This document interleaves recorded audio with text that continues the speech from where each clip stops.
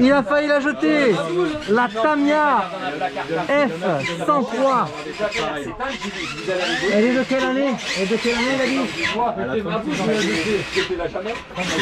C'est ma boule. Et après, du coup, j'étais voir sur internet et ça se vend à super prix. Ah bah oui, plus cher que j'avais acheté. Ouais. C'est quel modèle ça? C'est la Tamiya? Celle-là, c'est la Camel. Putain, elle a. C'est la F103, c'est un modèle Tamiya Formule 1. C'est ça. Qui date de quelle année? J'ai tout pris sur quelle année? internet. Et ben on va le savoir. 1912. J'ai tout pris sur internet. Ah, putain, alors là, on voit tout de suite un modèle vintage, mais alors qui est dans un état quasi neuf. La carrosserie, elle est topissime. Tout est d'origine. Hein. Sauf un châssis carbone. Julie fait le ramasseur. Ici, c'est terrible parce qu'en fait, il y a du flex sur l'arrière. C'est énorme. Les petites roues en mousse avec un short 30 voire moins, très très tendre. Voilà, ce modèle, il est conservé à l'état d'origine. C'est du vintage. Ouais, donc ce soir on va faire une commande avec une terrible, avec le petit pilote, la carrosserie Camel, Lotus, Honda, tous les sponsors historiques. Ici on voit l'aileron, hein. C'est un support aluminium, ici central. Et alors on va regarder sous la carrosserie maintenant. Voilà, sous la carrosserie, on a un petit cerveau de direction ici. Ah bah tout dans le camion. Ah d'accord, ouais. Mais je vais aller manger un bout quand même avant. On a le récepteur ici Futaba avec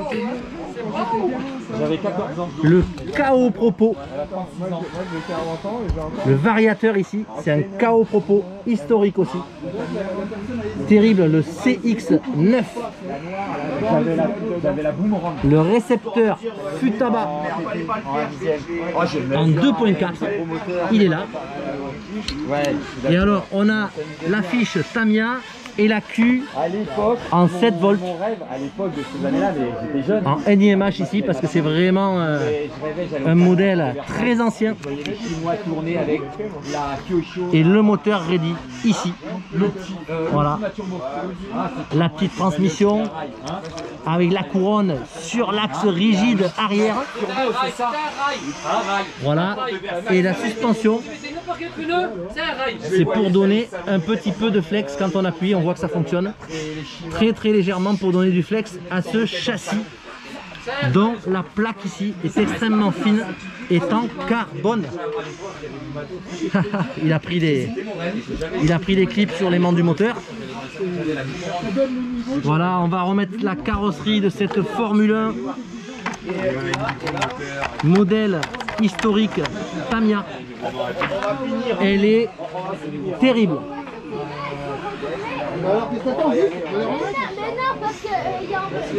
Dans un état quasi neuf. Alors on voit que derrière on a un déflecteur ici en Lexan.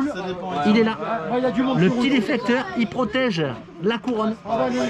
On voit ici que toute la transmission par planétaire et satellite, elle est montée directement sur l'axe de roue.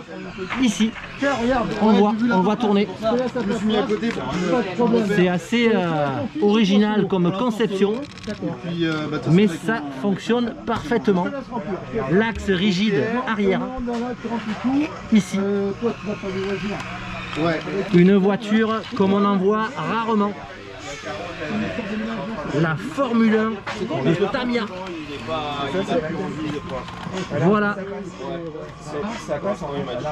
Ici il y a eu des petits renforts sur l'aileron arrière, biplan, un biplan.